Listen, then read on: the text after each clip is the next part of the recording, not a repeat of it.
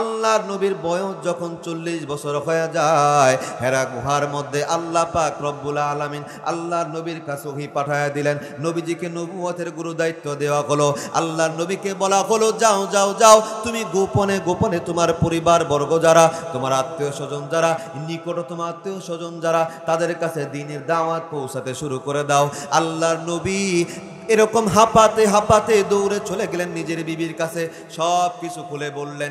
বিবি বললেন, না না না, আপনি তো কোনো এতিমের মাল আপনি আত্মসাৎ করে খান না, আপনি আত্মীয়তার সম্পর্ক ঠিক রাখেন, আপনি ভালো কাজ করেন, আপনি অসহায়দের প্রতি দরদশীল, আপনি দান সদকা করেন। ওগো মুহাম্মদ, আমার রব আপনাকে কোনো দিন বিপথে নেবে না, আমার মন বলে আপনি সত্য পথে আছেন। নিয়ে যাওয়া হলো চাচাতো ভাইয়ের কাছে। চাচাতো ভাই বলে দিল, হা হা হা, আখিরুজ জামানার পয়গাম্বর মুহাম্মাদুর রাসূলুল্লাহর উপরে ওহী নাজিল হওয়ার যেই গুণাবলীর কথা লেখা আছে সব কিছু বিদ্যমান, বুঝতে বাকি নাই, আপনিই তো আল্লাহ পাকের পেয়ারা নবী, সর্বশ্রেষ্ঠ নবী মুহাম্মাদুর রাসূলুল্লাহ। আওয়াজ দিয়ে বলা যাবে কি সুবহানাল্লাহ। আল্লাহ নবী গোপনে গোপনে নবুয়তের দায়িত্ব প্রাপ্ত হবার পরে জাহান্নামের আগুন থেকে বাঁচাবার মিশনে, নিজের পরিবারকে বাঁচাবার মিশনে লেগে পড়লেন। আল্লাহ নবী প্রথমে এসে তার সব চাইতে কাছের মানুষ, প্রিয় মানুষ, ভালোবাসার মানুষ বিবি খাদিজাতুল কুবরার কাছে এসে বলে, ওগো খাদিজা, এক আল্লাহকে মানো, এক আল্লাহর পক্ষ থেকে আমি মুহাম্মদ নবী হিসাবে নির্বাচিত হয়েছে, আমাকে মেনে নাও। খাদিজা ডাক দেয়া কয়, মুহাম্মদ, আজ বহু বছর হয়ে গো আপনারে চিনি জানি, আপনার সঙ্গে সংসার করতেছি, আপনি এমন একজন মানুষ জীবনে কোনোদিন মিথ্যা কথা বলেন নাই, আপনি যেই রবের কথা বললেন, আপনি নবীর কথা বললেন, সেই আল্লাহর প্রতি ঈমান আনলাম, আপনি নবীকেও বিশ্বাস করে নিলাম, পরে নিলাম লা ইলাহা ইল্লাল্লাহু মুহাম্মাদুর রাসূলুল্লাহ। খাদিজা মুসলমান হয়ে গেল, সুবহানাল্লাহ বলেন না। আল্লাহর নবীর বয়স 40 বছর বাবা, নবীজির চাইতে 2 বছরের ছোট, নবীজির সব চাইতে কাছের বন্ধু, নাম হলো আবু বকর। নবীজি আবু বকরের কাছে যায়, কয়, ও আবু বকর বন্ধু, আমি মুহাম্মদ তোমার বন্ধু, আল্লাহর পক্ষ থেকে নবী হিসাবে নির্বাচিত হয়েছি, আমি তোমাকে আমি নবী স্বীকার করার জন্য আহ্বান জানাইতেছি, আর আল্লাহর একাত্মবাদে বিশ্বাস করার জন্য তোমার কাছে আহ্বান জানাইতেছি। বন্ধু বন্ধু আবু বকর ডাক দেয়া কয়, ওগো মুহাম্মদ, তোমার সাথে এতটা দিন চললাম, এতটা মুহূর্ত কাটালাম, এতটা দিন পার করলাম, এতটা রাত পার করলাম, বন্ধু গো, কোনোদিন তোমাকে মিথ্যা কথা বলতে শুনি নাই, তোমাকে খারাপ কাজ করতে দেখি নাই, তোমার মতো ভালো মানুষ আর হতে পারে না। ও মুহাম্মদ, আমিও পড়ে নিলাম লা ইলাহা ইল্লাল্লাহু মুহাম্মাদুর রাসূলুল্লাহ সাল্লাল্লাহু আলাইহি ওয়াসাল্লাম। আওয়াজ দিয়ে বলা যাবে কি সুবহানাল্লাহ। 2 নম্বরে আবু বকর মুসলমান হয়ে যায়। 3 নম্বরে বিশ্ব নবী নিজের আপন চাচাতো ভাই আবু তালেবের পুত্র সন্তান আলী, ছোট্ট মানুষ, তার কাছে যায় বলে, আলী রে, আমি মুহাম্মদ নবী হিসাবে নির্বাচিত হয়েছি, এক আল্লাহর উপর ঈমান আনো, আমার প্রতি ঈমান আনো। আলীও দেরি করলো না, কারণ ভাইকে চিনে, মুহাম্মদুর রাসূলুল্লাহকে চিনে। আলীও সঙ্গে সঙ্গে কালেমা পড়ে মুসলমান হয়ে যায়, সুবহানাল্লাহ। নবীজি 4 নম্বরে নিজের বাড়িতেই থাকে, নবীজির পালক ছেলে গোলাম যায়েদ ইবনে হারেসার কাছে যায়, ডাক দেয়া কয়, যায়েদ, আমি মুহাম্মদ নবী হিসাবে নির্বাচিত হয়েছি, দেব দেবীর পূজা ছাড়তে হবে, শিরিক করা ছাড়তে হবে, এক আল্লাহর উপরে ঈমান আনতে হবে, তুমি এক আল্লাহর উপরে ঈমান আনো, আমি মুহাম্মাদুর রাসূলুল্লাহকে মেনে নাও। যায়েদ ইবনে হারেসা দেরি করলো না, সঙ্গে সঙ্গে পড়ে নিল লা ইলাহা ইল্লাল্লাহু মুহাম্মাদুর রাসূলুল্লাহ। বন্ধুগণ, জানেন কিনা জানি না। বাবারে, ইসলামের ইতিহাসে সর্বপ্রথম মুসলমান নারীদের মধ্যে নাম হলো খাদিজা বিনতে খুয়াইলিদ রাদিয়াল্লাহু তাআলা আনহা। সর্বপ্রথম মুসলমান পুরুষদের মধ্যে, প্রাপ্তবয়স্কদের মধ্যে সিদ্দিক আকবর আবু বকর রাদিয়াল্লাহু তাআলা আনহু। আর ছোট্ট ছোট্ট বাচ্চাদের মধ্যে সর্বপ্রথম মুসলমান যিনি হয়েছেন তার নাম হলো শেরে খুদা আলী রাদিয়াল্লাহু তাআলা আনহু। আর গোলামদের মধ্যে সর্বপ্রথম মুসলমান যিনি হয়েছেন তার নাম হলো যায়েদ বিন হারেসা রাদিয়াল্লাহু তাআলা আনহু। আওয়াজ দিয়ে বলা যাবে কি সুবহানাল্লাহ? আমার বন্ধুগণ, আমার ভাইয়েরা রে, আমার বাজানেরা, আল্লাহর নবী গোপনে গোপনে পরিবারকে বাঁচাবার জন্য 3 বছর পর্যন্ত দিনের দাওয়াত দিতে শুরু করলেন। 3 বছর পূর্ণ হয়ে যায়, গোপন মিশন সমাপ্তি ঘোষণা করা লাগবে। আল্লাহ বললেন, ওগো বন্ধু, না না না, আর গোপনে গোপনে দাওয়াত দিলে চলবে না, এবার প্রকাশ্য মিশনে নামতে হবে, প্রকাশ্যভাবে দাওয়াত দেওয়া লাগবে। আল্লাহর নবীর কাছে আয়াত নাযিল হয়ে গেল, ফাসদা বিমা তুমারু ওয়া আরিজ আনিল মুশরিকিন। নবী গো, প্রকাশ্যে দাওয়াত দিন, আর মুশরিকরা যা বলে সব কিছু আপনি ছেড়ে দিন। নবী আমার চিন্তায় পড়ে গেল, কেমনে গো আমি মানুষদেরকে দিনের দাওয়াত দিব? সবাই তো লাতের পূজা করে, সবাই তো উজ্জার পূজা করে, সবাই দেবদেবীর পূজা করে, কেউ তো এক আল্লাহকে বিশ্বাস করে না। কথা কোন ঠিক কিনা বন্ধুরা? নবী আমার কাবা ঘরের পাশে সাফা নামক পাহাড়ের মধ্যে দাঁড়ায় যায়। নবী সাফা নামক পাহাড়ে দাঁড়াইয়া মক্কার সকল মানুষদেরকে ডাকতে শুরু করলেন, ওগো মক্কার অধিবাসীরা, শোনো, আমি মুহাম্মদ তোমাদের সঙ্গে জরুরি কথা বলতে চাই। সাফা পাহাড়ে ডাকতে দেরি গো, মক্কার মানুষেরা একত্রিত হইতে দেরি করে নাই। সকল মানুষ একত্রিত হয়ে গেছে। সকল মানুষ একত্রিত হইয়া সকল মানুষের হৃদয় ভাবনা, মুহাম্মদ জীবনে কোনো দিন এই পাহাড়ের চূড়ায় উঠা কাউরে ডাকে নাই, কারো সঙ্গে জরুরি বিষয় নিয়ে কোনোদিন কথা কয় নাই। আজকে মুহাম্মদ কি জন্য ডাকলো, এমন কি বলতে চায়, আমাদের শুনতেই হবে। ডাক দেয়, কয় ভাতিজা মুহাম্মদ, আর দেরি করো না, বলো না তুমি কি বলতে চাও। আল্লাহ নবী মুহাম্মাদুর রাসূলুল্লাহ ডেকে ডেকে কয়, ও আমার বংশের লোকেরা, ও আমার গোত্রের লোকেরা, ও আমার এলাকার লোকেরা, আমি মুহাম্মদ যদি বলি গো, এই পাহাড়ের পিছন দিক থেকে শত্রু বাহিনী তোমাদের উপরে হামলা করার জন্য আসতেছে, তোমরা বিশ্বাস করবে নাকি? বলে, হা হা হা, আপনি তো আল আমিন, জীবনে কোনোদিন মিথ্যা কথা বলেন নাই, আপনি যদি বলেন আমরা বিশ্বাস করব, বিশ্বাস করব। নবী আমার আশ্বস্ত হলেন, হা হা হা, তাহলে তো তাদের সঙ্গে কথাটা বলা যায়, যেহেতু তারা 40 বছর যাবত আমারে চিনে জানে, আমারে বিশ্বস্ত নামটা তারাই দিয়েছে। শুধু তাই না, শুধু তাই না, নবী আমার তাকায় দেখে গো, ওই মক্কার মানুষদের ভিড়ে সামনের কাতারে দাঁড়ায়া যিনি আছে, তিনি আর কেউ না, তিনি তো হলো সেই ব্যক্তি রসুলের জন্মের খুশিতে যে তার বাদী সুয়াইবাকে আজাদ করে দিয়েছিল, মক্কার মানুষের নেতা, যার নাম হলো আবু লাহাব। কথা কোন ঠিক কিনা? আবু লাহাব নবীজির চাচা, সবার সামনে দাঁড়ায়া নবীজি একটু সাহস পায়া গেলেন, কারণ আমার গোত্রের সমস্ত মানুষেরা আমারে ভুল বুঝলেও যেই চাচা আমার জন্মে এত খুশি হয়েছে, ওই চাচা তো আমারে ভুল বুঝবে না, চাচা অবশ্যই অবশ্যই আমাকে সাপোর্ট দিবে। নবীজি আশ্বস্ত হলেন। নবীজি এবার বুক ভরা সাহস নিয়ে মক্কার মানুষদেরকে ডেকে ডেকে কয়, ওগো মক্কার মানুষেরা শুনো, ওগো আমার পরিবারের মানুষেরা শুনো, আজকে আমি মুহাম্মদ তোমাদের জন্য এমন একটা হাদিয়া নিয়ে এসেছি, উপহার নিয়ে এসেছি, আজ পর্যন্ত পৃথিবীর ইতিহাসে কোনো মানুষের জন্য এর চাইতে উত্তম উপহার, উত্তম গিফট আর কেউ কোনোদিন আনতে পারে নাই। সবাই বলে, মুহাম্মদ দেরি কর না, বলো না সেই মহামূল্যবান উপহারটা কি? আল্লাহর নবী ডাক দিয়া কয়, ওগো মক্কার মানুষেরা, লাত উজ্জার পূজা করা যাবে না, দেব দেবীর পূজা করা যাবে না, আল্লাহকে এক মানতে হবে, আল্লাহর সঙ্গে কাউরে শিরিক সাব্যস্ত করা যাবে না। আর আমি মুহাম্মদ আল্লাহর পক্ষ থেকে নির্বাচিত হয়েছি, নবী হয়েছি, আমাকে নবী বলে মানতে হবে। আল্লাহকে এক মানো আর আমি মুহাম্মদকে নবী মেনে নাও, তোমরা তুফলিহু, ইহকাল এবং পরকালে সফল কাম হয়ে যাবে।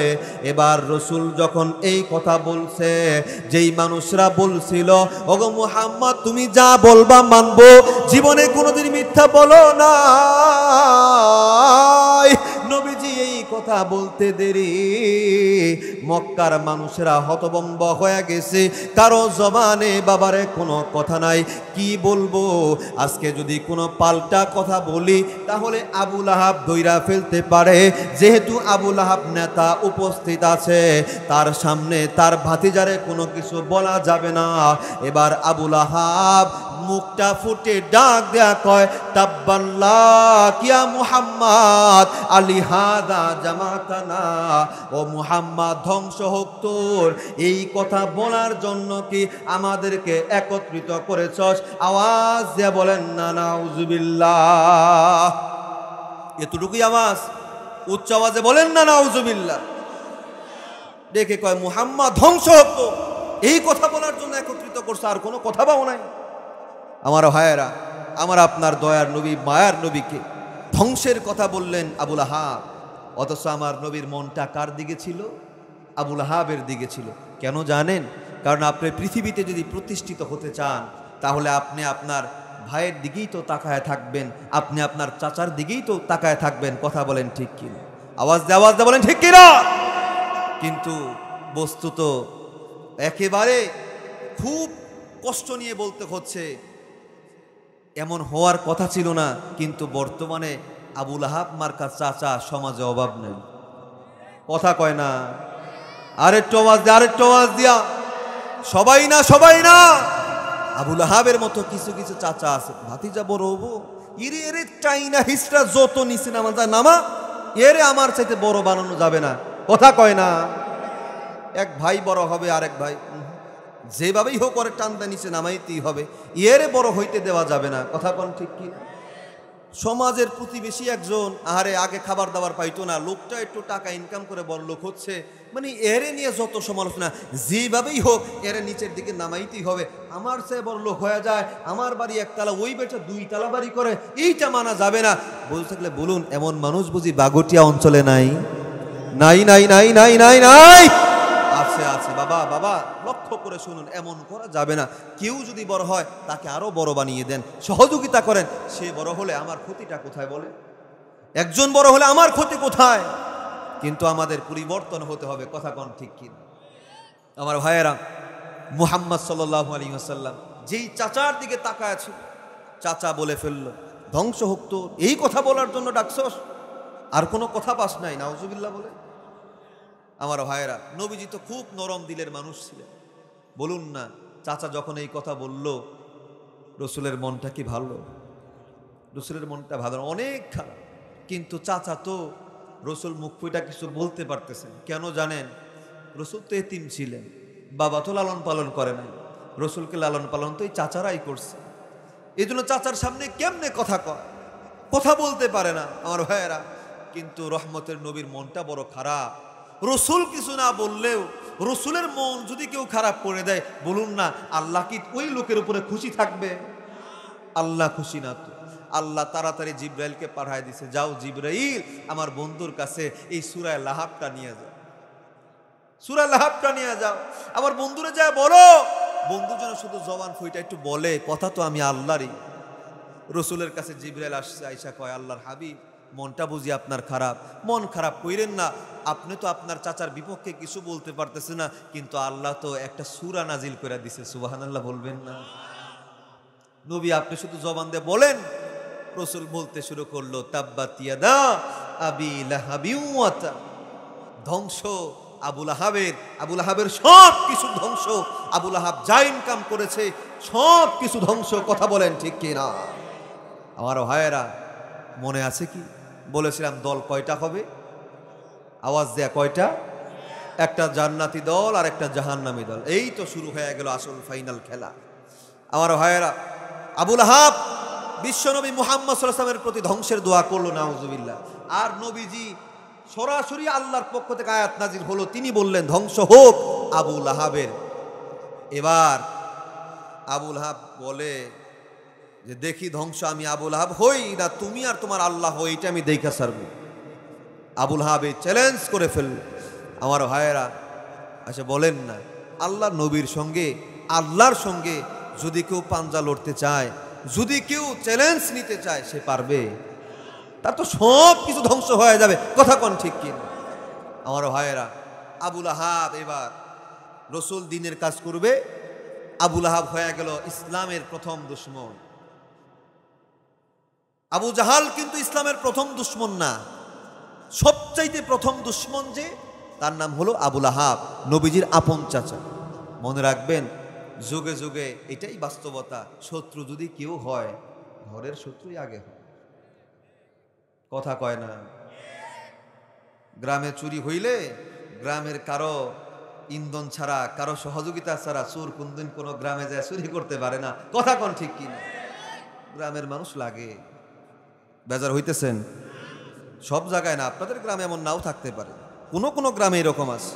আমার ভাইরা, এজন্য নিজের আপন জনদের সাথে শত্রুতা আমরা রাখবো না, ইনশাআল্লাহ। আল্লাহ তুমি বুঝার তৌফিক দান করো। রাগ করতেছেন? বলবো কিছুক্ষণ? বলবো? হ্যাঁ আমার ভাইয়েরা, আপনারা সাহস দিয়েন, কথা বুঝেন নাই? আমার ভাইয়েরা, ফাইনাল খেলা শুরু হয়ে যায়। রসুলের প্রথম দুশমন, ইসলামের প্রথম দুশমন, তার নাম হলো আবু লাহাব। আবু লাহাব হলো প্রথম দুশমন।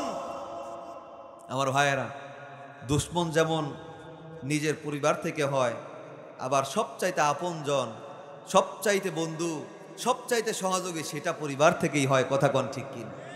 দুইটাই আছে। আবু লাহাব যেরকম দুশমন হয়ে গেল, তেমনি নবীজির আরেক চাচা নাম হলো আবু তালেব। আবু তালেব যদিও মুসলমান হন নাই, কিন্তু ইসলামের জন্য, নবীর জন্য এত উপকার তিনি করেছেন যে এটা আর অন্য কারো দ্বারা সম্ভব হয় নাই। আবু তালেব ডাক দেয়া কয়, মুহাম্মদ, আল্লাহ তো তোমার নবী বানাইছে, সবই তো আমি ঠিকঠাক জানি, কিন্তু ঈমান আনতে পারবো না, ওইটা সম্ভব নয়। তবে তোমার জন্য এটা বলতে পারি, তুমি বুক ফুলায়া তুমি তোমার দায়িত্ব, তুমি তোমার কাজ পরিচালনা করবে। কেউ যদি বাধা দেয়, আমি তোমার চাচা আবু তালেব তাকে প্রতিহত করব। আল্লাহু আকবার বলো। আবু তালেব তো মুসলমান না, এরপরেও নবীর পক্ষে মানুষ ছিল। কেমন পক্ষে ছিলেন শুনবেন? আমার ভাইয়েরা, আল্লাহ নবীর ইন্তিকালের পরে দায়িত্ব দাদা মুত্তালিবের কাছে এসে যায়। মুত্তালিবের ইন্তেকালের সময় মুত্তালিব ছটফট করতেছিল, আহারে আমার এতিম নাতিটাকে কে লালন পালন করবে গো, কে দেখবে আমার নাতিটাকে? সবাই একে একে সামনে আসে, কিন্তু মুত্তালিবের মনটা সান্ত্বনা পায় না, সান্ত্বনা খুঁজে পায় না। আবু তালেব এসে ডাক দেয়া কয়, আব্বা জান, আপনি নিশ্চিত থাকুন, আমি আবু তালেব কথা দিলাম, আপনি যেমন আপনার নাতি মুহাম্মদকে ভালোবেসে আগলে রেখেছেন, আমি আবু তালেব যতদিন বেঁচে থাকবো ততদিন আমার ভাতিজা মুহাম্মদকে আমি তেমন ভালোবাসা দিয়ে আগলে রাখবো। সুবহানাল্লাহ! কেমন ভালোবাসা তিনি বেসেছেন। দুনিয়ার মানুষরা জিজ্ঞেস করে, আবু তালেব রে, বুঝলাম না গো, বুঝলাম না, তুমি তোমার সন্তান গুলারে বুকের মধ্যে নিয়ে ঘুমাও না? খবর পাইলাম তুমি তোমার ভাতিজা মুহাম্মদ রে বুকের মধ্যে লইয়া তুমি ঘুমাও। তুমি তোমার সন্তানদের চাইতে ভাতিজা মুহাম্মদ রে কি বেশি আদর ভালোবাসো নাকি? আবু তালেব ডাক দেয়া কয়, দুনিয়ার মানুষরে শোনো, আমার সন্তানদের সান্ত্বনার জায়গা আছে গো, আমি তাদের বাবা, জীবিত আছি, কিন্তু আমার ভাতিজা মুহাম্মাদের বাবা নামক সেই সান্ত্বনার জায়গা তো নাই। এই জন্য আমি আবু তালেব আমার ভাতিজা মুহাম্মদ রে আমার বুকের মধ্যে রাইখা আমি ঘুম পাড়াই, তাকে আমি লালন পালন করি। আল্লাহু আকবার! সেই আবু তালেব ডেকে ডেকে কয়, ও মুহাম্মদ, ও বাতিজারে, আল্লাহ তোমার উপরে যেই দায়িত্ব দিয়েছে তুমি দায়িত্ব পালন করবে। কে বাধা দিতে আসে, আমি আবু তালেব তাকে প্রতিহত করব। আমি আবু তালেবকে না টপকায়া তোমার পর্যন্ত আমি কোনোদিন পৌঁছতে দিব না, পৌঁছতে দিব না। বন্ধুরে, একদিকে আবু লাহাব, অন্যদিকে হলো আবু তালেব। আবু লাহাব হলো ইসলামের শত্রু, আর আবু তালেব মুসলমান না হইয়াও ইসলামের বড় বন্ধু। আওয়াজ দিয়ে বলেন না ঠিক কিনা? আমার ভাইয়ের, আমার বন্ধুগণ, জনাবে মুহাম্মদুর রাসূলুল্লাহ যেই বাড়িতে দ্বীনের দাওয়াত নিয়ে যায়, যেই দোকানে দ্বীনের দাওয়াত নিয়ে যায়, যেই বাজারে দ্বীনের দাওয়াত নিয়ে যায়, ইতিহাস পড়ে দেখলাম আবু লাহাব তার পিছনে পিছনে যাইয়া মানুষদেরকে বলে, আমার ভাতিজার মাথা নষ্ট হয়ে গেছে, তোমরা কেউ তার কথা বিশ্বাস করবে না, বিশ্বাস করবে না। আবু লাহাব এভাবে ইসলামের ক্ষতি করতে শুরু করলো। কিন্তু বন্ধুরে, না না না, আবু লাহাব যতই চেষ্টা করুক না কেন আল্লাহর নবীর কোনো ক্ষতি করতে পারলো না, দ্বীনের কোনো ক্ষতি করতে পারলো না। কোনোভাবেই যখন নবীজির দাওয়াতি মিশন বন্ধ করতে পারে না। বন্ধুরে, মনে রাখবেন, মনে রাখবেন, পুরুষ মানুষের বুদ্ধি বেশি, কিন্তু কোনো মহিলার বুদ্ধি আছে যেটা পুরুষ মানুষের চাইতেও বড় মারাত্মক। কথা কোন ঠিক কিনা? আওয়াজ দেয়া বলেন না ঠিক কিনা? সব না, সব না, পুরুষ মানুষের বুদ্ধি বেশি, কিন্তু কোনো মহিলার মানুষ এটা হিটলারের বুদ্ধির চাইতেও বেশি। কথা কোন ঠিক কিনা? আমার বন্ধুগণ, আবু লাহাব যখন শত চেষ্টা করেও দ্বীনের দাওয়াত দেওয়া বন্ধুরে বন্ধ করতে পারলো না। আবু লাহাবের স্ত্রী, কোরআনে যার আলোচনা আসছে, যার নাম হলো উম্মে জামিল, ডাক দেয়া কয়, প্রাণের স্বামী গো, আপনার বুদ্ধিতে যেহেতু আপনি মুহাম্মদরে থামাইতে পারেন নাই, এবার আমি আপনার একটু বুদ্ধি দিতে চাই, আমার বুদ্ধি নিয়ে কাজ শুরু করুন, হতে পারে কাজে লাগবে। এবার আবু লাহাব কয়, যেহেতু আমি ব্যর্থ, দেখি তোমার বুদ্ধিটা দাও, কোনো কাজ হয় কিনা, তোমার মলমটা দাও। এবার উম্মে জামিল স্বামীকে বুদ্ধি দেয়, ওগো প্রাণের স্বামী, মুহাম্মাদের দুই কন্যা, আমার দুই সন্তান উতবা উতাইবার সঙ্গে বিবাহ আমরা হয়ে গেছে, বিবাহ দিয়ে দিয়েছি। তারা তো মুহাম্মাদের দুই কন্যা, আমার বাড়ির হলো ছেলের বউ, আমার ঘরের পুত্রবধূ। ওগো প্রাণের স্বামী, একটা কাজ আপনি করেন, মুহাম্মাদের মনোবলটা নষ্ট হয়ে যাবে। বলে কি কাজ? সন্তান দুইটার ডাকেন আর বলেন এই মুহূর্তে তারা যেন মুহাম্মাদের দুই কন্যারে তালাক দিয়ে বাবার বাড়িতে পাঠিয়ে দেয়। আওয়াজ দেয়া বলেন না নাউজুবিল্লাহ। বলুন তো, বুদ্ধিটা কি খুব সাদামাটা না মারাত্মক? বড় মারাত্মক বুদ্ধি। কেন জানেন? কারণ একজন বাবা, যে বাবা সে জানে তার উপযুক্ত বিবাহিতা মেয়েরা তালাকপ্রাপ্তা হয়ে যদি বাড়িতে আসে, আরে এইটার যে কষ্ট, এই কষ্টটা আর মেনে নেওয়া যায় না। কথা বলেন ঠিক কি? ওই বাবার মনটা ভেঙে যায়। উম্মে জামিল রসুলের মন ভাঙতে চাইল, বড় মারাত্মক বুদ্ধি। আবু লাহাব কয়, এত দিনে তুমি একটা কাজের কথা বলছো, এইটা করলে মুহাম্মদ রে হয়তো থামানো যাবে। তার মানে কি বুঝলেন? আবু লাহাব এক সম্পর্কে নবীজির আপন চাচা, আরেক সম্পর্কে নবীজির আপন বিয়াই। উম্মে জামিল এক সম্পর্কে নবীর আপন চাচি, অন্য সম্পর্কে নবীর আপন বিয়ানি। কথা কোন ঠিক কিনা? এরা তো নবীর পক্ষে হওয়ার কথা ছিল, কিন্তু এরা হয়ে গেছে রসুলের পক্ষে। আহারে, নবীজির দুই কন্যাকে তালাক দিয়ে বাড়িতে ফিরত পাঠালো। আচ্ছা বলুন, রসুলের মন কি আমার আপনার মতো এত তাড়াতাড়ি ভেঙে পড়বেন? রসুল ভেঙে পড়লেন না। রসুল আরো একেবারে শক্তির সাথে, উদ্যমের সাথে নবীজি মানুষকে জাহান্নাম থেকে বাঁচাবার মিশনে লেগে পড়লেন, দাওয়াত দিতেই থাকলেন। সুবহানাল্লাহ। নবীজি দাওয়াত বন্ধ করেন নাই। উম্মে জামিল তো মহিলা মানুষ, হাই হাই, এত কিছু করার পরে মুহাম্মদরে আটকাইতে পারলাম না, এত সাধারণ কোনো মানুষ না। এবার সে চিন্তা করলো, একবারে সিদ্ধান্ত নিল যে মুহাম্মদরে আর বাঁচায় রাখা যাবে না। নাউজুবিল্লাহ, মুহাম্মদরে আর বাঁচতে দেব না। সরাসরি ইতিহাসের মধ্যে আসছে, কিতাবের মধ্যে আসছে। আমার দিকে খেয়াল করেন, যেইভাবে কিতাবে আসছে, উম্মে জামিল ছিল মারাত্মক রাগী একজন মহিলা। সমাজে কিছু কিছু মহিলা থাকে না, জাগর কাজদা পুরুষ মানুষ বীরতে ভয় পায়, আছে না নাই? দুই একটা থাকে, কথা কয় না, দুই একজন থাকে, সব না, সব তো মহিলা মানুষ তো নরম, কিন্তু কিছু কিছু থাকে যাদের ধারে কাজ দাগ যাইতেও ভয় লাগে। আমাকেও গ্রামেও একজন আছে যার কাজ দিয়ে সহজে কেউ চাইতে চায় না। কথা বলেন ঠিক কিনা? উম্মে জামিল ওরকম রাগী মানুষ। সে কি করলো, তার আঁচল দিয়া এই কোমরটাকে বাঁধছে, বাঁধার পরে এদিকে তাকান, এক হাত দিয়া কাপড়টাকে এইভাবে ধরছে বড় শক্ত কইরা, আর এক হাতে কোনো কোনো বর্ণনায় আসছে পাথর, কোনো কোনো বর্ণনায় আসছে লাঠি লইয়া আমার আপনার নবীরে খুঁজতেছে। মুহাম্মদ কইরে পাইলেই মাইরা ফেলবো, নাউজুবিল্লাহ, এই টার্গেট নিয়ে সে খুঁজতেছে। কিন্তু আমার আপনার নবীরে এই উম্মে জামিল কোথাও পায় না। খুঁজতে খুঁজতে চিন্তা করছে, দেখি কাবা ঘরের পাশে পাই নাকি। কাবা ঘরের পাশে যাইতেছে, এদিকে রসুল কাবা ঘরের কাছেই বন্ধু আবু বকরের সঙ্গে গল্প করতেছিলেন। সুবহানাল্লাহ বলেন না। এইবার হঠাৎ করে তাকায়া আবু বকর পিছনে তাকায় দেখে সর্বনাশ, রসুলের চাচি উম্মে জামিলের অবস্থা খুব খারাপ। একেবারে রাইগার, একেবারে রসুলকে খুঁজতে খুঁজতে আসতেছে, পাইলে মনে হয় আজকে আর বাঁচাবে না।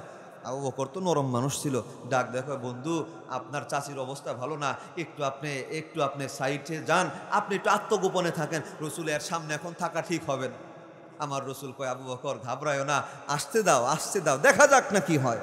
সুবহানাল্লাহ বলবেন না? একটু জোরে করে সুবহানাল্লাহ কোন, সামনে একটা গুরুত্বপূর্ণ কথা আছে। সুবহানাল্লাহ।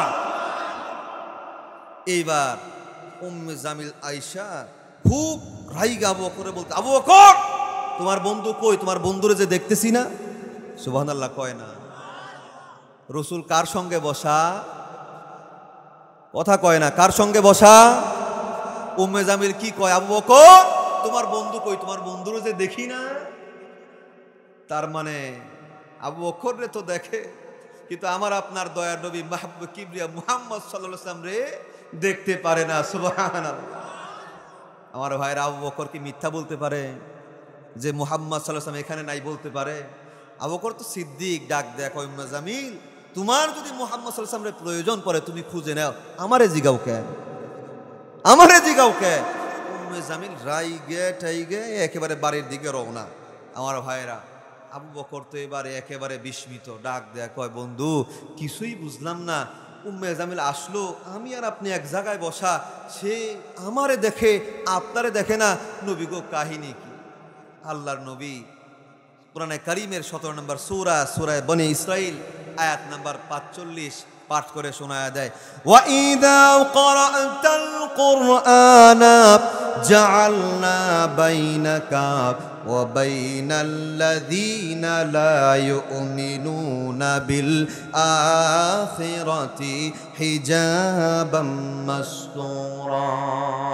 আল্লাহ নবী আল্লাহ পাকের কালাম থেকে শোনা ডাক দেখো, আবু বকর আল্লাহ পাক আমার কাছে আয়াত নাজিল করে জানায় দিয়েছে, বন্ধু গো আপনি যখন কোরআনের তিলাওয়াত করবেন তখন আপনার মাঝে আর অবিশ্বাসীদের মাঝে আমি আল্লাহ পাক হিজাবাম মাসতুরা একটা পর্দা লটকায়া দেই। সুবহানাল্লাহ। বন্ধু আবু বকর এজন্য উম্মে জামিল তোমারে দেখছে, কিন্তু আমি মুহাম্মাদুর রাসূলুল্লাহরে তো দেখে নাই। সুবহানাল্লাহ। আমার ভাইরা বলুন না, উম্মে জামিলের মনটা ভালো না খারাপ?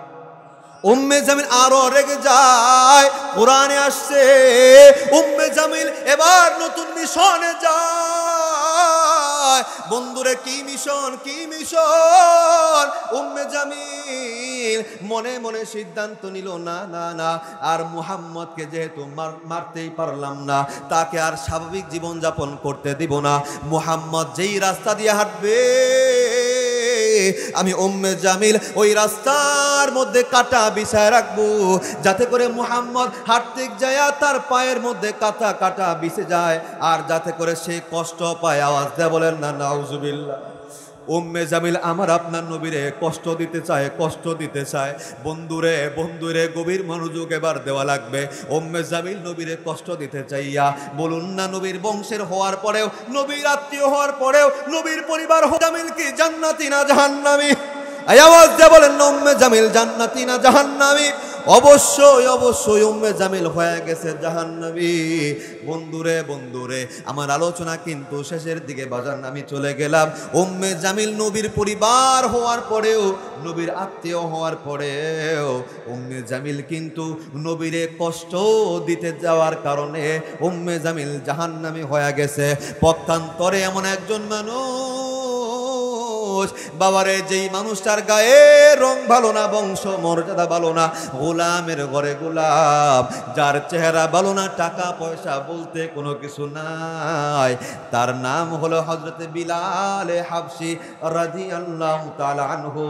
বেলাল নবীর বংশের মানুষ না, টাকা নাই পয়সা নাই, দরিদ্র মানুষ, গোলামের ঘরে গোলাম, কিন্তু নবীরে মুহাব্বত করার কারণে বেলাল কতটা দামি হয়েছে জানার দরকার আছে না নাই?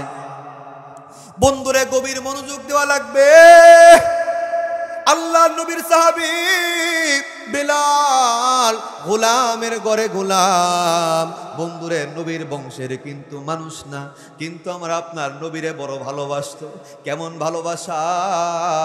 আল্লাহর নবী যদি কোথাও যাওয়ার জন্য ইচ্ছা পোষণ করত, বেলাল নবীর আগে আগে ওই রাস্তা দিয়া হেঁটে হেঁটে যাইত। মানুষেরা জিজ্ঞেস করত, সাহাবীরা জিজ্ঞেস করত, বিলাল বুঝি না গো, নবীজি কোথায় যাওয়ার আগে তুমি কেন নবীর আগে আগে রাস্তা দিয়া হাঁটো, রাস্তা দিয়া হাঁটো? বেলাল চোখের পানি ছেড়ে দিয়া কান্দে রে, ডেকে ডেকে কয়, তোমরা তো এক একজন এক একটা কাজ করো, আমি বিলালের তো করার তেমন কোনো কিছু নাই, এই জন্য আমি নবীকে মুহাব্বত করে নবীর রাস্তায় আগে আগে হাঁটি। তার কারণ হচ্ছে গো, নবীর দুশ্মনেরা যদি রাস্তার মধ্যে কোনো কাটা বিছায়া রাখে, ওই কাটা যেন রহমতের নবীর পায়ে যেন না বিধে, ওই কাটা যেন আমার পায়ে বিধে যায়। যত কষ্ট হোক আমি বিলালের হোক, আমার দয়ার নবীর যেন কোনো কষ্ট না হয়। আওয়াজ দিয়ে বলেন আল্লাহু আকবার। বেলাল নবীরে ভালোবেসে রাস্তা থেকে কাটা সরায়। উম্মে জামিল নবীর পরিবার হওয়ার পরেও নবীরে কষ্ট দেওয়ার জন্য রাস্তার মধ্যে কাটা বিছায়। কাটা বিছায় উম্মে জামিল জাহান্নামী, আর বেলাল কাটা সরায়া জান্নাতি। কথা বলেন ঠিক কিনা? বন্ধু, বেলালের কত দাম জানার দরকার আছে না নাই? বন্ধুরে গভীর মনোযোগ, এদিক সেদিক আর তাকানো যাবে না। ওগো পর্দার অন্তর আমার মা আমার বোন, এবার একটু মনোযোগ কিন্তু দেওয়া লাগবে। বেলালের দামটা কত? আল্লাহর নবী সাহাবীদেরকে ডেকে ডেকে কয়, সাহাবীরা রে, আমি মুহাম্মাদুর রাসূলুল্লাহ জান্নাতে যাওয়ার আগে আদম নবী জান্নাতে যাইতে পারবে না, নূহ নবী জান্নাতে যাইতে পারবে না, ইদ্রিস নবী জান্নাতে যাইতে পারবে না, ইলিয়াস নবী জান্নাতে যাইতে পারবে না, হুদ নবী জান্নাতে যাইতে পারবে না, সুলাইমান নবী জান্নাতে যাইতে পারবে না, ইলিয়াস নবী জান্নাতে যাইতে পারবে না, মূসা নবী জান্নাতে যাইতে পারবে না, দাউদ নবী জান্নাতে যাইতে পারবে না, ঈসা নবী জান্নাতে যাইতে পারবে না, ইউসুফ নবী জান্নাতে যাইতে পারবে না, ইয়াহইয়া নবী জান্নাতে যাইতে পারবে না, জাকারিয়া নবী জান্নাতে যাইতে পারবে না। পৃথিবীর কোন মানুষ আমি নবীর জান্নাতে যাওয়ার আগে জান্নাতে যাইতে পারবে না। তবে সাহাবীরা আমি নবী জান্নাতে যাওয়ার আগে একজন মানুষ শুধুমাত্র জান্নাতে যাবে। আল্লাহর নবীর সাহাবীদের মাঝে কান্নার রুল পড়ে গেল। সাহাবীরা কান্না করতে করতে ডেকে ডেকে কয়, ওগো হাবিবুল্লাহ, আর দেরি করবেন না, আর সহ্য করতে পারতেছি না। নবী গো, আপনি জান্নাতে যাওয়ার আগে কোন নবীরা জান্নাতে যাইতে পারবে না। ওগো নবীজি আবার বললেন, আপনি জান্নাতে যাওয়ার আগে একজন মানুষ জান্নাতে যাবে। ওগো নবীজি, সেই মানুষটাকে, তার নামটা, তার পরিচয়টা আমাদের কাছে বলুন। আল্লাহর নবী ডাক দেয়া কয়, সে অন্য কেউ না, সে অন্য কেউ না, সে হলো আমার আদরের সাহাবী, আমার প্রিয় সাহাবী হযরতে বিলাল রাদিয়াল্লাহু তাআলা আনহু। সুবহানাল্লাহ। আল্লাহর নবী কয়, আমি যেই উটের মধ্যে সওয়ার হইয়া আল্লাহর জান্নাতে যাব, আমার ওই উটের লাগাম ধরে ধরে আমার আগে জান্নাতে প্রবেশ করবে আমার বেলাল। আওয়াজ দিয়ে বলেন না সুবহানাল্লাহ। বন্ধু, এই যে বেলালের দাম, বলুন না এই দামটা তার চেহারার জন্য না নবীর মুহাব্বতের জন্য? বন্ধুরে চেহারার জন্য না, এই দাম হলো নবীরে ভালোবাসার জন্য। কথা বলেন ঠিক কিনা? শুধু কি তাই, শুধু কি তাই, মেরাজের রজনীতে আমার আপনার নবী জান্নাত ভ্রমণে যায়। নবী আমার জান্নাত ঘুরে ঘুরে দেখতেছে। নবীজি জান্নাতে যখন ঘোরাঘুরি করে, নবীর কানের মধ্যে কার যেন পায়ের খরমের আওয়াজ লেগে যায়। কার পায়ের খরমের আওয়াজ যেন কানে বিঁধে যায়। নবী ডাক দেয়, কয় ভাই জিবরাইল, আমি মুহাম্মাদুর রাসূলুল্লাহ জান্নাতে আসার আগে বলো না জান্নাতে কেউ কি প্রবেশ করেছে নাকি? জিবরাইল ডাক দেয়া কয়, আল্লাহর নবী গো, না না না, আপনি জান্নাতে প্রবেশের আগে কেউ তো জান্নাতে প্রবেশ করে নাই। আল্লাহর নবী আশ্চর্য হয়ে জিজ্ঞেস করে, জিবরাইল, তাহলে আমার কানে কার পায়ের খরমের আওয়াজটা বাজে গো? জিবরাইল ডাক দেয়া কয়, আল্লাহর হাবিব, আপনার প্রিয় সাহাবী বেলাল মক্কার রাস্তায় হাঁটে, আর তার পায়ের খরমের আওয়াজ জান্নাতে পাওয়া যায়। আল্লাহর নবী আপনার সাহাবী বেলাল মক্কার রাস্তায় হাঁটে, তার পায়ের খরমের আওয়াজ জান্নাতে পাওয়া যায়। রে যুবক বন্ধু, বলো না বেলালের এই যে দাম, এইটা কি ক্ষমতার কারণে, নবীরে ভালোবাসার কারণে? শুধু কি তাই, শুধু কি তাই, বাবারে বেলালের কত দাম। আরেকটা আশ্চর্য কাহিনী যদি বলি, শুনতে রাজি আছেন নাকি বাবা? আমার বন্ধুগণ গভীর মনোযোগ, এই কথা বলেই আমি আমার আলোচনার শেষের দিকে বাজানরে চলে যাব। বেলালের কত দাম। আল্লাহ নবী হিজরত করে মক্কা থেকে মদিনায় চলে যায়। মদিনায় যাওয়ার পরে মসজিদ নির্মাণ করে। আল্লাহর নবী মসজিদে নববীর ইমাম। আল্লাহর নবী ডাক দিয়ে কয়, বেলাল, তুমি মসজিদে নববীর মুয়াজ্জিন হয়ে যাইবা, আমি রহমতের নবী ইমাম থাকবো রে, আর তুমি হয়ে যাবা আমার মুয়াজ্জিন। সুবহানাল্লাহ। বেলালের মনে খুব আনন্দ, যেই মসজিদের ইমাম থাকবে দু জাহানের সরদার মুহাম্মাদুর রাসূলুল্লাহ, আমি বেলাল সেই মসজিদের মুয়াজ্জিন থাকবো। মনে বড় আনন্দ। বাবারে দিন যায়, মাস যায়, বছর যায়। একবার নবীজির সাহাবীরা এসে ডাক দেখো, আল্লাহর নবী গো, বেলালের কণ্ঠের সুর তো তেমন ভালো না। নবী গো, সে উচ্চারণও ঠিক মতো করতে পারে না। ওগো নবীজি, দয়া করে আমাদের মুখের দিকে তাকায়া হইল, বেলাল রে মুয়াজ্জিন থেকে বাদ দেওয়া লাগবে। ওগো নবী, আমাদের মাঝে অমুক সাহাবীটার কণ্ঠের আওয়াজ বড় চমৎকার, ওগো নবীজি তারে মুয়াজ্জিন বানানো লাগবে। আল্লাহর নবী সাহাবীদের পিরাপিরি আর আবদারের কারণে রাজি হয়ে গেলেন। এশার নামাজের পরে বিলালকে ডাক দিয়ে বসালেন। বললেন, বিলাল রে, আগামী কালকের ফজর থেকে মসজিদের নববীর মুয়াজ্জিন তুমি আর নাই, তোমাকে মসজিদের মুয়াজ্জিন থেকে অব্যাহতি দিয়ে দেওয়া হলো। আমার ভাইরা, আমার বন্ধুগণ, আল্লাহর হাবিব বলে, বেলালের কথা বলার কোনো সুযোগ নাই, আবদারের কোনো সুযোগ নাই। তবে বেলালের মন ভরা শুধু ব্যথা আর ব্যথা। বেলাল, দুনিয়ার সব মানুষ যখন ঘুমায়া যায়, মদিনার বিছনায় বেলাল রাত্রিবেলায় ঘুমাইতে পারে না। বেলাল শুধুমাত্র ছটফট করতে থাকে, কান্না করতে থাকে, আর চিন্তায় ভেঙে পড়ে, আরে মসজিদে নববী আছে, নবীজি ইমাম ঠিক আছে, আমি বেলাল আমার মুয়াজ্জিন থাকতে পারলাম না। বেলালের মন ভরা শুধু ব্যথা। আল্লাহর নবী বলেছিল, বেলাল রে, তোমার গলার আওয়াজ তো ভালো না, উচ্চারণ করতে পারো না। বেলাল আর বিছানায় বাবারে শুয়ে থাকতে পারে নাই। মনে রাখবেন, সবার দুয়ার যেখানে বন্ধ হয়ে যায়, সেখানে একটা দুয়ার খোলা থাকে, সেটা হলো আল্লাহ রব্বুল আলামিনের দুয়ার। কথা বলেন ঠিক কিনা বন্ধুগণ?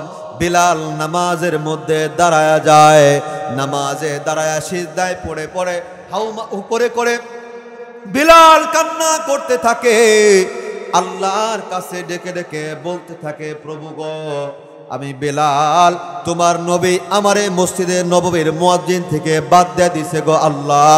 ওগো মালিক, তোমার নবীর ব্যাপারে আমার কোনো অভিযোগ নাই, তবে সাহাবীরা আমি বেলালের ব্যাপারে অভিযোগ করেছে, আমার গলার সুর আওয়াজ ভালো না।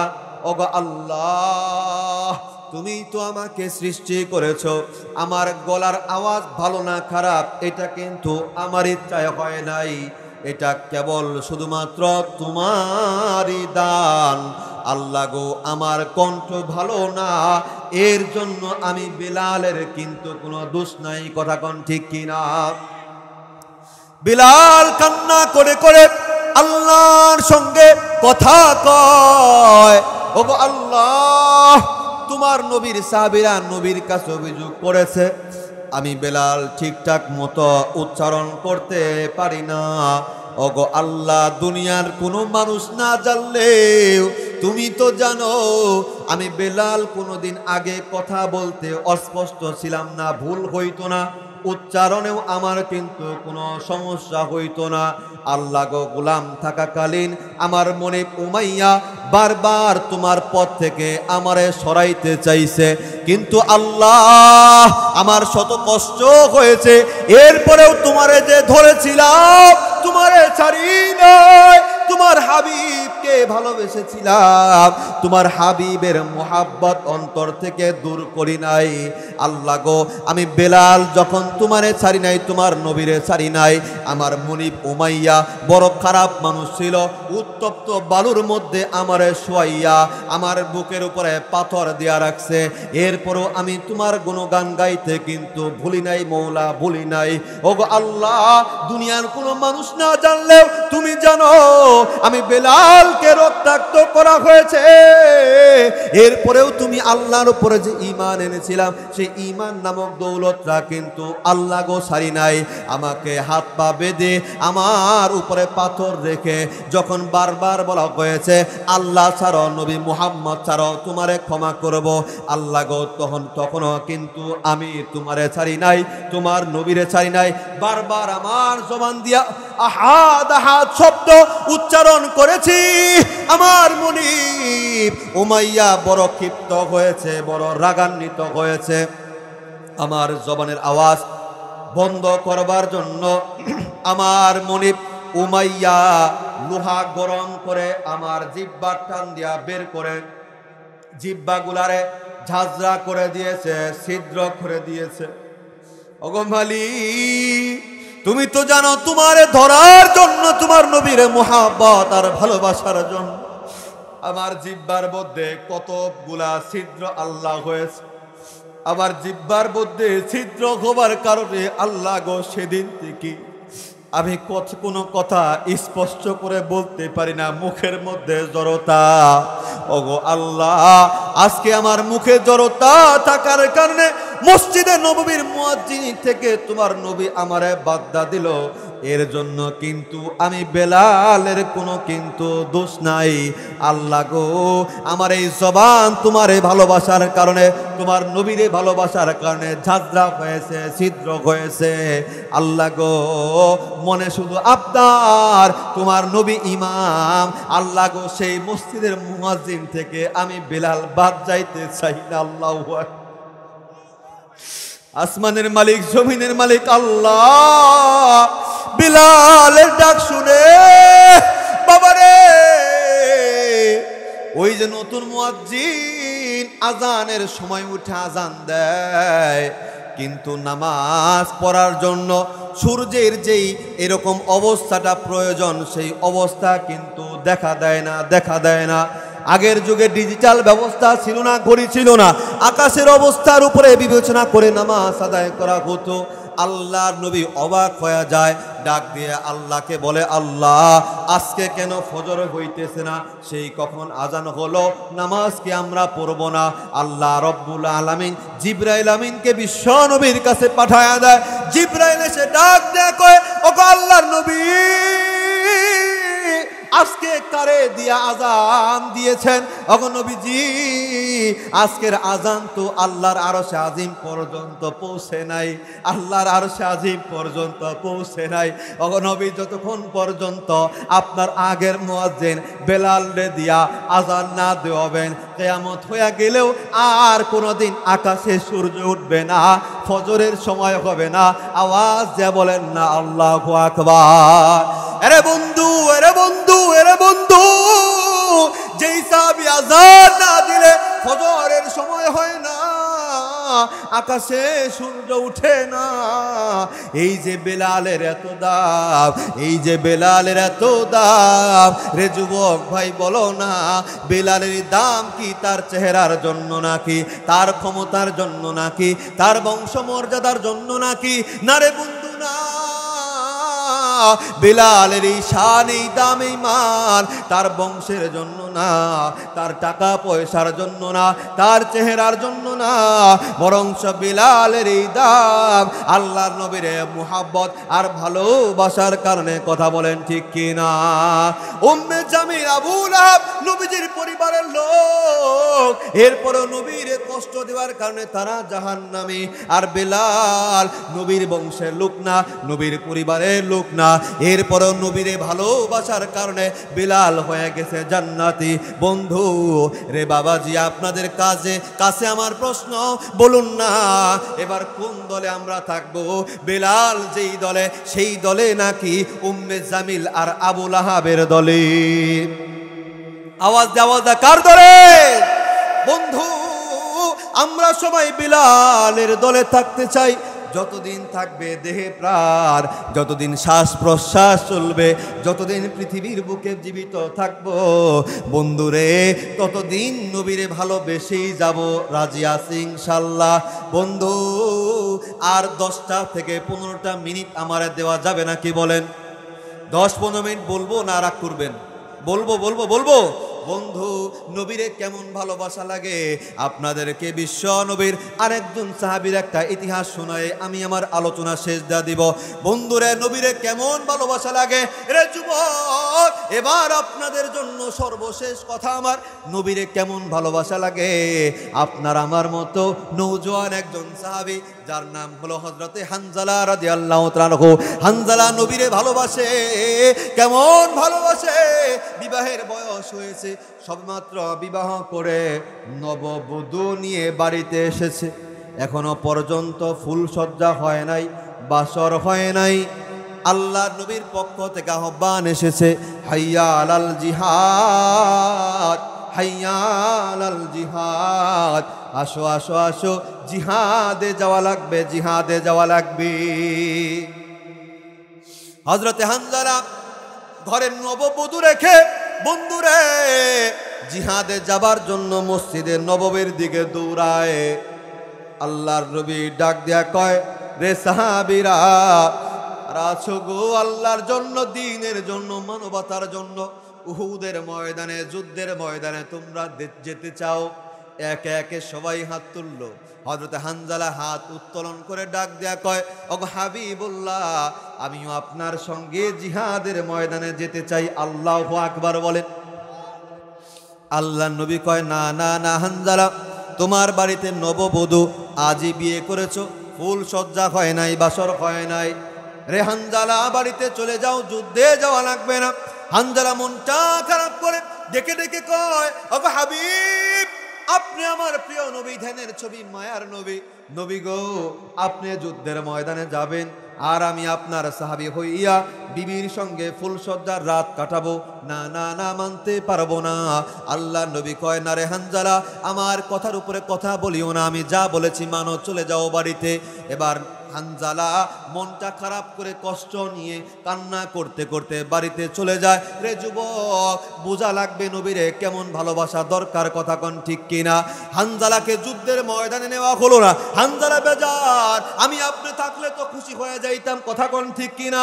বন্ধু, হানজালা বাড়িতে চলে যায়, কিন্তু মনটা পড়ে আছে উহুদের রণাঙ্গনে। আল্লাহ নবী দলবল নিয়ে উহুদের ময়দানে চলে গেলেন। তুমুল বেগে যুদ্ধ শুরু হয়ে গেল। বন্ধুরে আমার, আপনার দয়ার নবী এক পর্যায়ে আহত হলেন, নবীজির দান মুবারক শহীদ হয়ে গেল। নবীজির হেলমেট বেদ করে মাথার মধ্যে একটা তীর ঢুকে গেল। নবীজি আহত অবস্থায়, রক্তাক্ত অবস্থায় একটা গর্তের মধ্যে পড়ে গেল। এবার ইবলিস শয়তান মানুষের রূপ ধারণ করে উহুদের ময়দানে সংবাদ ছড়িয়ে দিল, কুতিলা মুহাম্মদ, রে মুসলমান দলের সৈন্যরা, রে সাহাবীরা, কার জন্য জীবন বাঁধবি, কার জন্য সংসার বাঁধবি? তোমাদের দ্বীনের নবী মুহাম্মদ আর তো দুনিয়ার জমিনে নাই। ইবলিস এই সংবাদ মানুষের রূপ ধারণ করে ছড়িয়ে দিল। আরে মুসলমানদের মনটা নষ্ট হয়ে যায়, কার জন্য জীবন বাঁধবো রে, কার জন্য সংসার বাঁধবো? দিনের নবী, রহমতের নবী আমার দুনিয়ার জমিনে নাই। মুসলমানদের হাত থেকে তরবারি যেন পড়ে যায়। একজন মুসলমান দৌড়ায়া এইরকম ভাবে দৌড়ায় মদিনার অলিতে গলিতে ছুটতে লাগলো।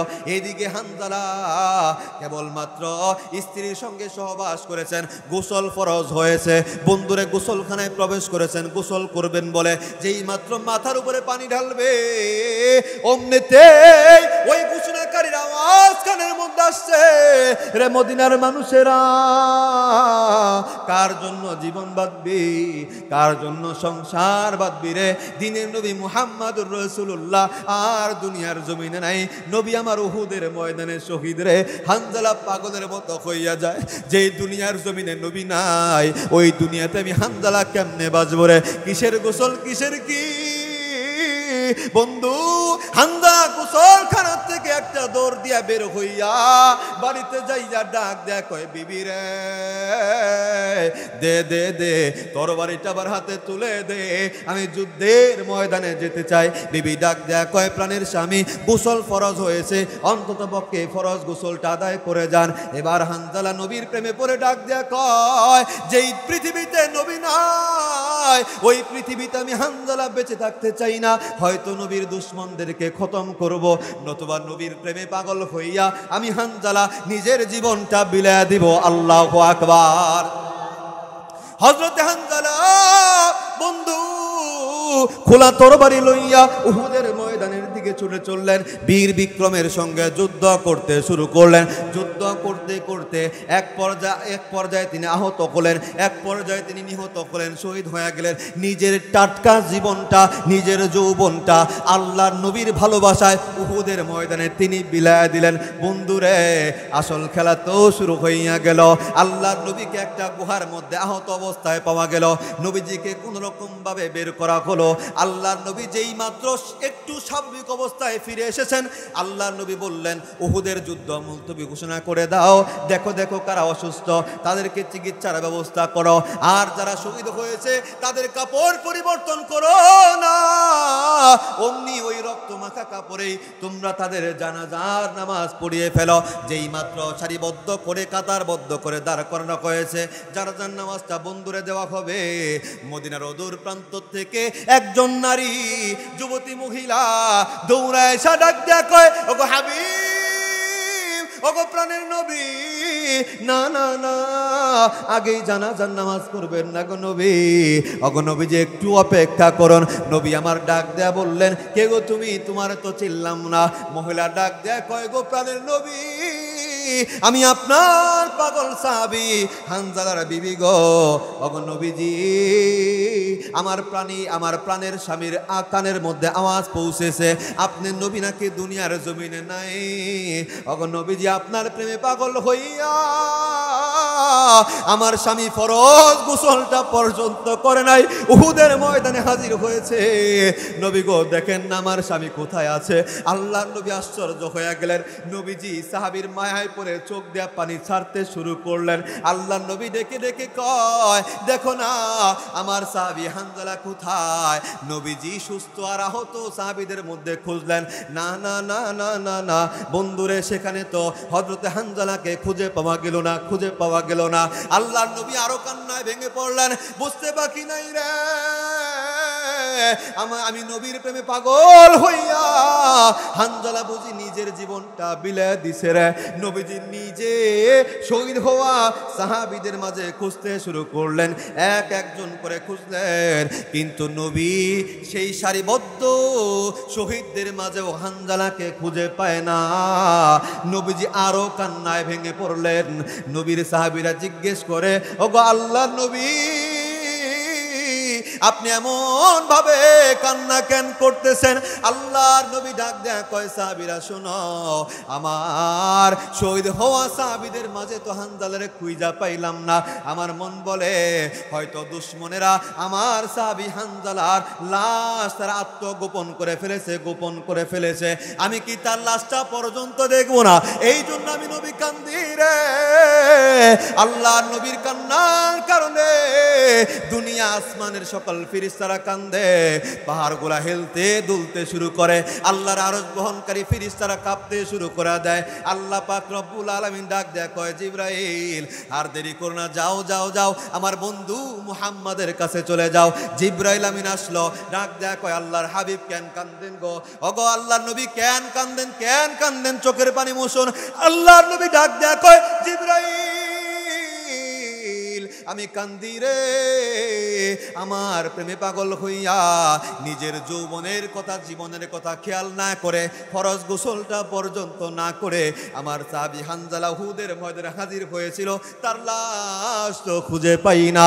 জিবরাইল কয়, ওগো আল্লাহর হাবিব কান্নার দরকার নাই, চোখের পানি মুছুন, চোখের পানি মুছুন। আল্লাহর নবী কয়, জিবরাইল কেমনে চোখের পানি মুছবো? সম্ভব তো না। আবার সাহাবী হানজালার লাশ পাই না, তুমি বলো চোখের পানি মুছতে। জিবরাইল ডাক দেয়া কয়, নবী গো, সুসংবাদ গ্রহণ করুন, আপনার সাহাবী হানজালার লাশ দুনিয়ার কোনো কাফের বেঈমান গোপন করতে পারে নাই, পারে নাই, পারে নাই। নবী আমার ডাক দেয়া কয়, জিবরাইল বলো না আমার সাহাবী হানজালার লাশ কোথায়? জিবরাইল ডাক দেয়া কয়, আল্লাহর হাবিব হানজালা আপনার প্রেমে পাগল হইয়া আপনারে ভালোবেসে নবী গো ফরজ গোসলটা না করে তিনি উহুদের ময়দানে আপনার প্রেমে পড়ে জীবনটা বিলায় দিয়েছে। ওগো নবীজি, আপনার প্রেমে যে পাগল, আসমানের মালিক জমিনের মালিক আল্লাহ তার প্রেমে পাগল। সুবহানাল্লাহ। ওগো নবীজি, দুনিয়ার কোন মানুষ আপনার সাহাবী হানজালার লাশ গোপন করতে পারে নাই। আল্লাহ পাক রব্বুল আলামিন ফেরেশতাদের মাধ্যমে আপনার সাহাবী হানজালার লাশ জান্নাতে নিছে, জান্নাতের পানি দিয়া আপনার সাহাবী হানজালার লাশ গোসল নবী গো করাইছে। একটু আকাশের দিকে তাকান, নবী আমার আকাশের দিকে তাকায় দেখে রে, আল্লাহর ফেরেশতাদের দল সাহাবী হানজালার লাশ লইয়া উহুদের ময়দানে হাজির হয়ে গেছে। আল্লাহু আকবার। বন্ধু, আমি মুশাররফ আল হুসাইনি জীবনে আর কোনোদিন আপনাদের সামনে আসি বা না আসি, বন্ধু মনে রাখবেন আমি এসেছিলাম আল্লাহর নবীরে ভালোবাসলে যে আল্লাহ খুশি হয়, এই জিনিসটা বুঝাবার চেষ্টা করেছিলাম। বন্ধু গো, আপনাদের কাছে সর্বশেষ আবদার, বলুন না সেই নবীরে ভালোবাসার দরকার আছে না নাই? এই আওয়াজ দিয়ে বলেন না, নবীরে ভালোবাসার দরকার আছে না নাই? বন্ধু, নবীরে ভালোবাসতে হবে। আল্লাহর নবী মসজিদ নির্মাণ করেছে, আল্লাহর নবী মসজিদের নামাজ কায়েম করেছে, সেই মসজিদকে ভালোবাসা লাগবে। আওয়াজ দিয়ে বলেন না ঠিক কিনা?